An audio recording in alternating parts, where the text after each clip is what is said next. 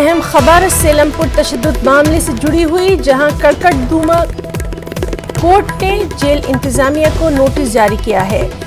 मुलजमीन की medical report पेश न करने पर यह नोटिस कड़कड़दूमा अदालत ने जारी किया है। अदालत ने 31 दिसंबर तक इस अहम मामले पर जवाब भी तलब किया है। तो आपको बताएं कि सेलमपुर तशद्दुद मामले से जुड़ी अहम खबर है और मजीद तफसीलात के लिए सीधे रुख करेंगे दिल्ली का, जहां मौजूद है हमारे साथी सुशील पांडे। सुशील, आपसे इस अहम मामले पर तफसीलात चाहेंगे।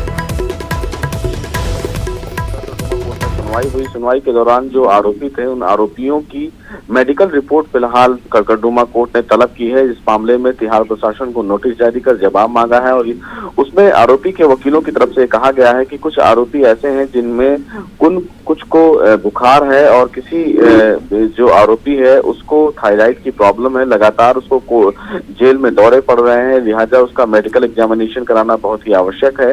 इसी बाबत फिलहाल कोर्ट ने हिना तिहाड़ प्रशासन को नोटिस जारी कर जवाब तलब किया है और ये कहा है कि इस मामले में उन्हें कल तक अपना जवाब दाखिल करना है। वहीं कड़कड़दूमा कोर्ट में आज इस मामले की सुनवाई के दौरान 2 और आरोपी हैं जिन आरोपी की जमानत पर फिलहाल फैसला सुरक्षित कर लिया गया है। इसमें उनकी मांग यह है कि उनको जो न्यायिक हिरासत में भेजा गया है उस न्यायिक हिरासत में भेजने के पास पुलिस के पास कोई ऐसे डायरेक्ट सबूत नहीं है जिससे ये प्रूफ हो कि उन्होंने सीलमपुर हिंसा में भाग लिया था या नहीं लिया था और लिहाजा इस आधार पर उनको जमानत दी जानी चाहिए।